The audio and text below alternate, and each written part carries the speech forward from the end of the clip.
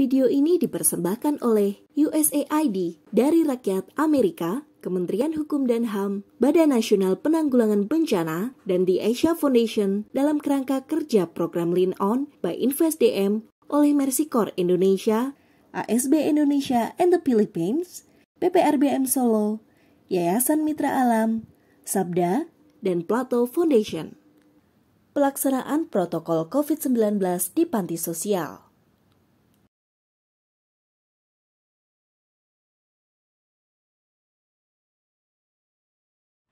Perkenalkan, nama saya Bu Eko Setio AC. Saya pendiri SLB sekaligus Panti Disabilitas Anugerah yang bertepatan di Kepoh, Tohudan, Colomadu, Kabupaten Karanganyar.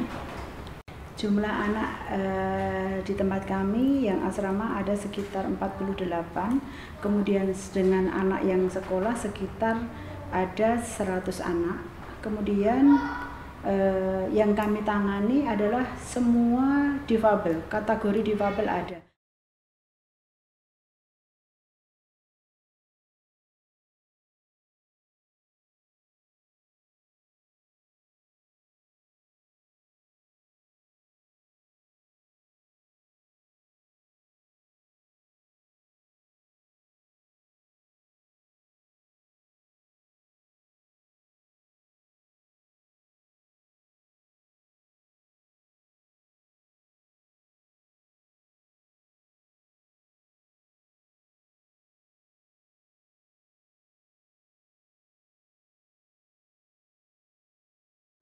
Memang dari awal adanya pandemi ini sudah ada himbauan kepada orang tua untuk mengambil anaknya dan dibawa pulang. Tapi karena beberapa kondisi atau suatu hal, akhirnya beberapa anak memang tidak bisa pulang.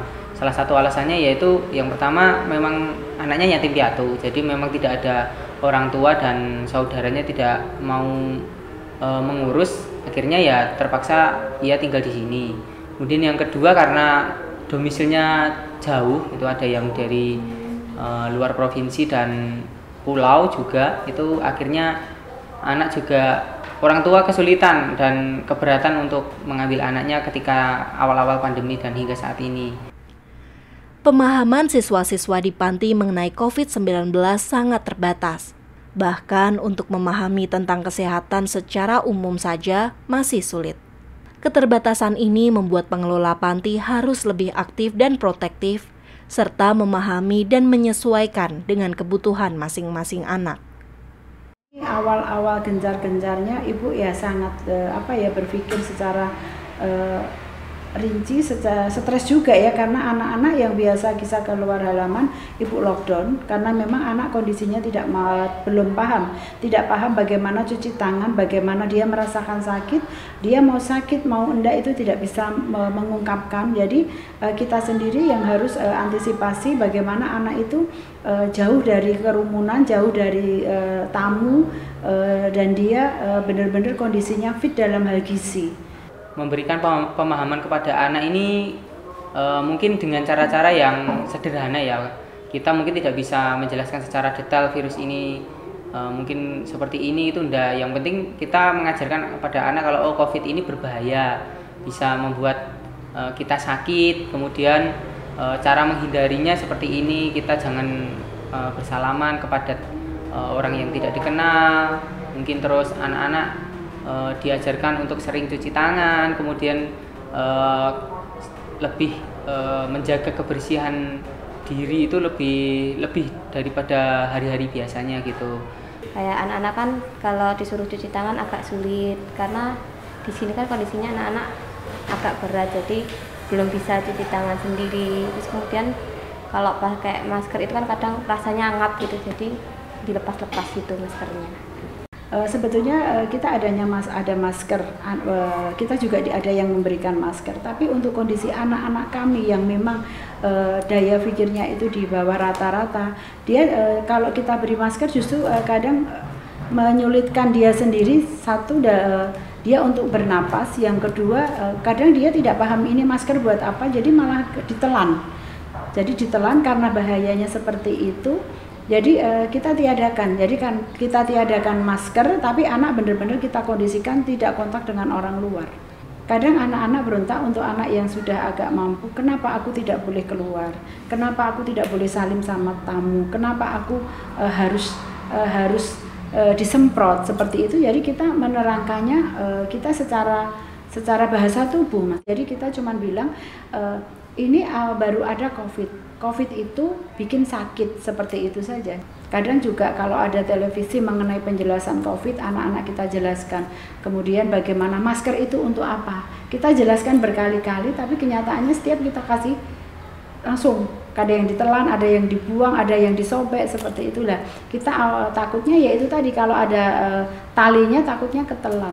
Jadi dia nggak paham COVID itu apa, seperti itu. Hanya anak satu saja yang paham, oh COVID ini virus seperti ini gitu. Hanya anak satu, tapi untuk lainnya tidak bisa.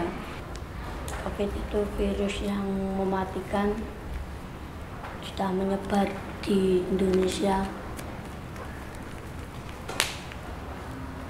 Banyak sekali yang meninggal dunia.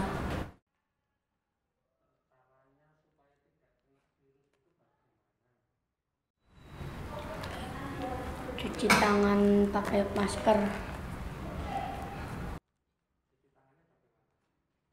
Ya gini, pakai sabun.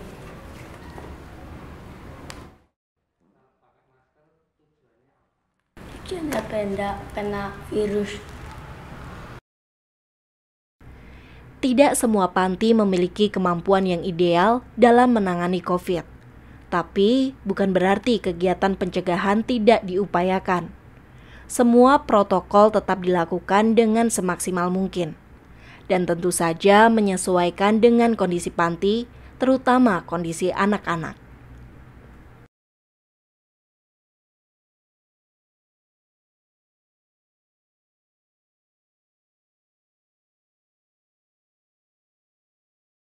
Dari pihak sekolah mencegah adanya atau mengurangi resiko terpaparnya COVID-19 pada anak-anak ini dengan cara kita sebenarnya sudah menerapkan aturan untuk tidak menerima tamu dengan jumlah yang banyak. Jadi kita kalau misal ada tamu, kita juga lihat-lihat dulu. Yang pertama, tamu tersebut bukan dari luar kota atau daerah yang zona merah dari COVID-19, itu yang pertama. Jadi kalau memang itu dari zona merah, kita memang belum bisa menerima. Kemudian yang kedua, yaitu jumlahnya kita batasi. Tidak bisa, kalau dulu kan sering sebelum pandemi ini ada kegiatan bakti sosial yang mendatangkan massa yang cukup banyak. Nah ini kalau selama pandemi ini tidak kami terima terlebih dahulu. Jadi biar tidak terlalu banyak kerumunan dan resiko terpapar COVID-19 ke anak-anak ini jadi lebih tinggi gitu. Kemudian kegiatan-kegiatan lain yang berkaitan dengan sekolah, baik itu kegiatan belajar mengajar yang siswa-siswa yang tinggal dengan orang tua, itu kita selama pandemi ini kita tidak kami laksanakan di sekolah. Jadi untuk yang anak yang laju kita berikan pembelajaran secara daring. Kemudian kalau anak-anak yang di asrama ya kita berikan di sekolah dengan guru-guru yang sudah kita atur jadwalnya untuk piket. Ya pesan saja buat semua orang mungkin yang di lingkungannya ada memiliki atau ada tetangga, teman, saudara yang anaknya berkebutuhan khusus, saya berpesan kepada semuanya mohon benar-benar ikut membantu menjaga mereka, karena mereka beberapa siswa berkebutuhan khusus atau anak berkebutuhan khusus itu memerlukan bantuan dari kita, karena di situasi pandemi ini anak-anak berkebutuhan khusus menjadi salah satu anak yang memiliki resiko lebih tinggi daripada anak-anak yang lain. Jadi mari kita sama-sama menjaga mereka agar bisa mematuhi protokol kesehatan, dan semoga pandemi ini bisa segera selesai dan semua aktivitas khususnya di pendidikan khusus bisa berjalan dengan pulih kembali gitu. Apapun keterbatasan yang dihadapi, kita harus terus bersama-sama melawan, menjaga diri dan orang lain di sekitar kita dari COVID-19. Ayo, jaga diri, saling peduli.